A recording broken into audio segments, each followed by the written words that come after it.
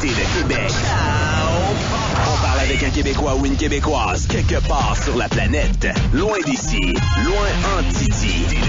OK, dans le 5 à 7 segment, quitter le Québec. Aujourd'hui, on se dirige, comme à tous les vendredis, mais cette fois-ci, on se dirige du côté de Perth, Australie, pour rejoindre une Québécoise qui est là, Madame Providence Foisy, qui est en ligne avec nous. Madame Foisy, bonjour. Bonjour. Ça fait combien de temps que vous avez quitté le Québec pour l'Australie? En fait, on a quitté le Québec le 1er juillet 2004, mais c'était pas pour l'Australie au début, c'était pour le Moyen-Orient. OK. Et puis, on a quitté pour... mon conjoint, il a eu une demande d'emploi en Arabie Saoudite, et on a accepté, on est déménagé là.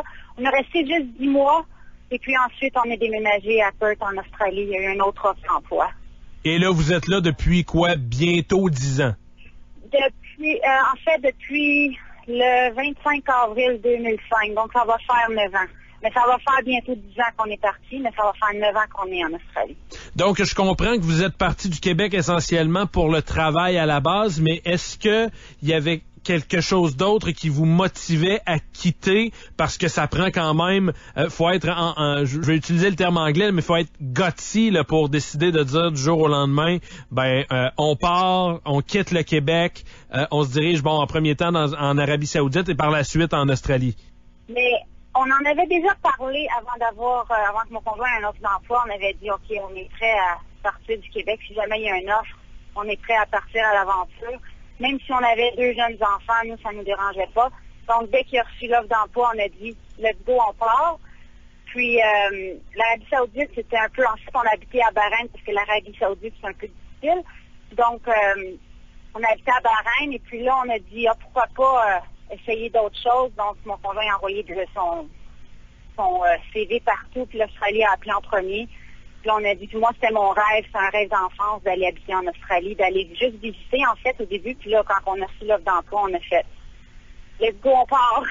Là, on est tombé en amour avec l'Australie. OK. Est-ce qu'il y a quelque chose que vous aimiez pas du Québec qui a fait en sorte que vous avez levé les feutres en bon québécois? Non, c'était correct. Le Québec, c'est une belle province quand même. Le Canada, c'est un beau pays, mais je sais pas, c'est le désir de partir à l'aventure, c'est de voir d'autres choses, de voir le monde. C'est ce qui a fait qu'on a décidé de partir.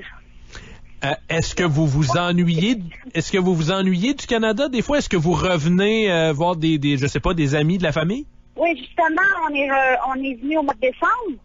On est venu passer 4 semaines parce que ça faisait comme 10 ans qu'on n'avait pas eu Noël avec la famille. Okay. On n'avait pas eu un Noël blanc. Et puis mes 2 enfants sont nés au Canada, mais ils n'ont pas connu vraiment la neige parce qu'il y avait 1 an et 2 ans lorsqu'on est partis. Donc, ils ont demandé, moi j'aimerais avoir un Noël blanc. Fait que là, j'ai fait, OK, cette année, on va partir au mois de décembre au Canada, puis vous allez voir la neige, on va avoir Noël avec la famille. Oui, parce qu'il faut comprendre que là, au moment où on se parle, du côté de l'Australie, là, vous êtes pas mal en plein été, là. Oui, là, il fait du 35 degrés et plus depuis... en fait, j'ai manqué des grosses chaleurs pendant que j'étais en train de geler au Canada. Il faisait du moins 25 au Canada, alors qu'ici, il faisait du 40 degrés et plus. Puis, mais en ce moment, comme là, aujourd'hui, il annonce 35 degrés. Là, c'est le plein soleil, c'est l'été. L'école vient de recommencer parce que nous, les saisons sont inversées. Vu qu'on est en Australie, sont inversées comparées du Canada. Donc, oui, là, c'est la pleine été, la pleine chaleur. Et vous parlez de l'hiver, vous dites que vos enfants n'ont jamais vu un Noël blanc et tout ça. L'hiver en Australie, j'imagine que ça n'a rien à voir avec nos hivers canadiens, là. Non, ça n'a rien à voir. Nous, il fait le matin ici à Perth, nous, on est comme dans l'ouest de l'Australie, au sud-ouest, en fait. Et puis, l'hiver, nous, c'est le matin, on peut se lever quelques journées qui peut faire froid, là, comme on peut dire 1 ou 2 degrés. Mais en l'espace de quelques heures, ça va monter à 18-20 degrés l'après-midi. Et ça, c'est l'hiver, ça? Oui, il va rarement faire dans la journée en bas de 15 degrés. Là. Ça va toujours être en haut de 15 degrés. On va avoir des belles journées souvent avec du 24, 23 degrés. Oh. Mais il va jamais faire un 30 degrés l'hiver. Là. Ça va être en bas de 24 degrés, c'est notre hiver. Donc maintenant, c'est pour ça que j'endure plus le froid. Ah, je vous comprends donc. Moi, je suis au Québec depuis que je suis tout petit, puis je suis pas capable de m'habituer. J'haïs l'hiver pour mourir. Honnêtement, je vous envie un petit peu. Ben, j'ai eu de la misère au mois de décembre quand je suis venue. J'ai vraiment eu de la misère. Quand on a atterri là, en avion, il faisait moins 25. Là, j'ai eu... mes enfants, ils ont été joués dehors pendant 1h30 de temps à moins 25. Dans la neige, j'étais tellement excitée, puis moi, j'ai pas été capable. Ça m'a pris une semaine à m'habituer. Ah oui. Souvent, quand on parle de l'Australie, on parle de Sydney. Vous, par rapport à Sydney, c'est combien de distance? C'est environ 4 heures d'avion. 4 heures d'avion, donc c'est quand même très loin, là. Oui. Oui, c'est très loin. L'Australie, les gens, ils pensent pas que c'est gros comme ça, là, mais oui, c'est gros. Moi, je suis complètement dans l'ouest, le Sydney complètement dans l'est. Donc, c'est vraiment, un 4 heures d'avion minimum. Comment est la vie à Perth, Australie? Est-ce que c'est très, très différent de ce qu'on voit au Canada? Est-ce que le coût de la vie est élevé? Est-ce que il y a des coutumes que vous avez dû apprendre ou est-ce qu'il y a des choses que vous avez dû changer par rapport au Canada quand vous êtes arrivé là? Non, en fait, les Québécois, quand on emménage ici en Australie, on trouve que la vie est vraiment semblable à la vie au Canada. Except, c'est juste la température qui change, puis on a la mer à 2 kilomètres de la maison. C'est juste ça qui change. Mais le coût de la vie, oui, il est un petit peu plus élevé. Les maisons vont être un petit peu plus chères. Et puis, mais quand je suis allée au Canada au mois de décembre, j'ai trouvé qu'il y a beaucoup de choses dans la nourriture qui avaient augmenté. Puis c'était quasiment semblable à ici, à Perth. Mais le reste, oui, il y a beaucoup de choses, là, comme les restaurants, c'est plus cher. On n'a pas de petit restaurant familial ici à Perth comme il y a à Montréal. Donc ça, c'est un petit peu plus difficile. Si tu veux un bon restaurant pour aller manger avec des enfants, mais là, c'est qu'il faut que tu sois prêt à payer 100$ et plus. Ah oui. Puis, ouais. Mais en général, non, la vie, c'est bon. C'est vraiment, les gens, ils ont de l'humour. Les Australiens, ils ont de l'humour comme les Canadiens. C'est vraiment semblable. C'est vraiment... Est-ce que, étant donné, vous dites que le coût de la vie est semblable, voire un petit peu plus élevé en Australie, est-ce que les salaires sont semblables au Canada ou est-ce qu'il y a plus d'argent à faire en Australie? Ben, les salaires vont avec le coût de la vie. Comme les maisons sont un peu plus chères et, comme les restaurants sont plus chers, il y a certaines nourritures à l'épicerie, c'est un peu plus cher. Donc, oui, les salaires vont en conséquence. Comme ici, les serveurs au restaurant, ils n'ont pas de tips. Ils ont un salaire de base qui est pas mal... Enfin, au Canada, je ne sais plus comment c'est rendu, mais ici, le salaire de base, il va être comme 15-18$. J'ai des gens qui ont des enfants de 16-17 ans qui vont travailler dans un magasin comme un Rona, puis ils vont avoir 16$ de l'heure. OK. Fait que oui, les salaires sont un peu plus élevés. Oui, effectivement, c'est même pas mal plus élevé, je vous dirais, surtout dans les salaires de base, comme ce que vous venez de nous décrire. Est-ce que souvent, nous, au Québec, on trouve qu'on est trop imposé, que le gouvernement vient nous chercher beaucoup d'argent sur nos paies. C'est parfois jusqu'à 50% à cause le système de santé, le système d'éducation, etc., les différentes rentes qu'on va payer au gouvernement. Ça a l'air de quoi en Australie? Est-ce qu'on vous coupe la moitié de votre paye juste en impôts et en taxes de toutes sortes au gouvernement? Non, on paie moins d'impôts qu'au Canada. Mon conjoint, il paie, je pense, c'est 38% ou 40%, je me rappelle plus. C'est pas du tout du 50%. Non, c'est mieux. Puis le système de la santé aussi, il est beaucoup mieux. C'est comme, si tu veux un rendez-vous chez le docteur, tu appelles le matin, tu vas avoir rendez-vous 2 heures après avec ton médecin. À l'hôpital, t'attends pas. Comme mon fils s'est cassé la main à Montréal, 2 jours après qu'on soit là, j'ai attendu 7 heures à l'hôpital. Tandis qu'ici, tu vas à l'hôpital, tu sors tout de suite. Je veux dire, non, le système de la santé, juste pour le système de la santé, je ne retournerai pas au Québec. Ouais, j'imagine, parce que c'est ça, quand votre fils s'est cassé la main, vous deviez être, vous deviez être hors de vous complètement, là, d'être obligé d'attendre aussi longtemps pour quelque chose comme ça. Je voulais là, j'étais impatiente. Mon fils était impatient parce que lui, il comprenait pas pourquoi qu'on attendait tant dans un hôpital, tandis que quand on est ici en Australie, t'attends pas, tu passes quasiment direct.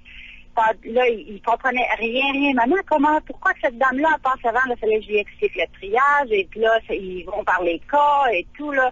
Oh non, c'était quelque chose. Tandis qu'ici, là, ils ont le système aussi à 2 vitesses, là, privé et public, mais même le système public est excellent. Il n'y a pas d'attente. Tu veux une opération, tu n'attendras pas des mois et des mois comme certains que je connais qui attendent au Québec des mois avant de se faire opérer. C'est vraiment différent. Oui, ça, j'en doute pas une seule seconde. Est-ce qu'il y a quelque chose qui vous manque? Vous êtes venu récemment, là, est-ce que vous vous êtes dit, là, ouais, si j'avais l'occasion de mettre ça dans mes valises puis de ramener ça en Australie? Tout le monde nous répond habituellement la poutine, là, mais je suis curieux de savoir, vous, qu'est-ce qui vous manque du Québec ou du Canada? Ben oui, moi, c'est la nourriture aussi. La poutine, c'est quelque chose qui me manque énormément, sauf que nous, on a trouvé un endroit, il y a des Québécois qui habitent dans l'Est qui ont trouvé une place à fromage où qui ont commencé à faire du fromage pour nous, les Québécois, du fromage en crotte. Ah oui? Puis, puis on en a commandé par la poste de Sydney pour s'en venir ici à Perth. On a fait ça l'an passé. Je le ferai pas l'été quand il fait 50, quand il fait 40, je serais fondue. Mais on l'a fait, ils le mettent dans un ice pack. Puis, on l'a commandé par la poste. Il est arrivé 2 jours après. Il était quand même fait. Puis, il est assez cher, par exemple. Là. Ça a coûté comme 1 kilo, c'est comme $60. Là. Puis, oui. Mais on en manquait. On faisait de la poutine avec du fromage râpé. C'est pas pareil. Mais on a notre sauce Saint-Hubert. Quand j'en manque, j'appelle ma soeur ou j'appelle mon beau-père. J'ai besoin de sauce Saint-Hubert. Il m'en envoie par la poste. Il vous envoie de la sauce Saint-Hubert du Québec en Australie. Oui, par la poste, quand j'en manque. Là, je m'en ai ramené dans les valises. Probablement, j'en aurais pas assez pour l'année. Mais si j'en ai besoin, oui, je les appelle. Ils m'en envoient par la poste. Puis là, on a trouvé notre endroit à fromage. C'est quand on a besoin. On en congèle parce qu'on se commande ça au kilo. Puis, on se fait des vraies poutines là, comme le Québec. Là, c'est vrai. donc, vos enfants sont eux aussi tombés en amour avec la poutine? Oui, beaucoup. Beaucoup. Mon fils aussi, il aime manger les pogos quand il va à Montréal. Ah oui? Pogos. Ici, on n'en a pas. Oui.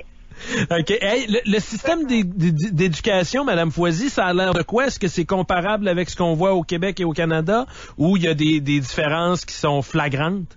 Il y a des différences. Je trouve que ici, ils apprennent, comment je pourrais dire, ils apprennent moins vite. Mais là, mes enfants ils étaient dans une école publique. C'était un petit peu... j'ai eu un petit peu des problèmes dans cette école-là, mais là, ils viennent de changer cette année. C'est tout nouveau.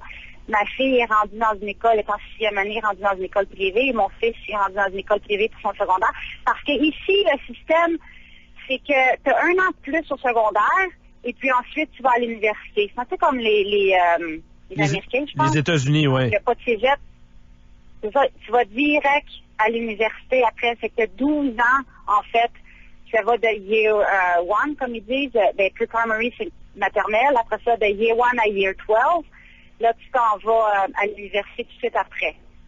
Fait que là, c'est ça, ça c'est une grosse des différences. Ils vont pas au cégep. Mais si l'enfant veut pas aller à l'université, ils ont quand même un endroit qui s'appelle le TAFE, qui serait comme une technique 3 ans au cégep. OK. Tu peux aller faire ça, qui est comme une technique. OK, quelque chose de semblable à ce qu'on a au cégep technique ici.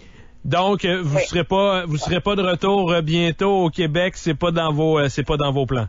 Non, on est même devenu australien, donc on n'est pas, on se promène avec nos passeports australiens maintenant. Ah oui, donc là, vous avez la citoyenneté, vous avez tout ce qu'il faut, vous êtes d'abord et avant tout maintenant des Australiens. Oui, mais j'oublie pas que je suis canadienne aussi, par exemple, mais oui, on est devenu australien en 2009. OK. On a fait ça quand même assez vite. On est vraiment tombé en amour avec le pays. C'est vraiment... c'est super. La maison est à 2 km de la mer. Mon conjoint, il fait du kitesurf. Donc, il va finir de travailler. Il va direct à la plage faire du kitesurf. C'est la belle vie, mettons. Oui, j'en doute pas une seule seconde. Madame Foisy, ça a été un plaisir de vous parler puis d'apprendre à découvrir un petit peu l'univers de l'Australie et de Perth en particulier. En tout cas, sans nous vanter, nous autres, il n'y a pas si longtemps que ça, c'est une Canadienne et même une Québécoise qui a fait jaser pas mal toute l'Australie quand vous avez eu le Australian Open. Eugénie Bouchard a fait jaser pas mal. J'imagine que vous en avez entendu parler un petit peu. Oui, j'en ai entendu parler, mais j'ai pas trop suivi le tennis cette année. Mais oui, j'en ai entendu parler. Ben, ça a été un plaisir de vous parler, Madame Foisy. Prenez soin de vous. À bientôt.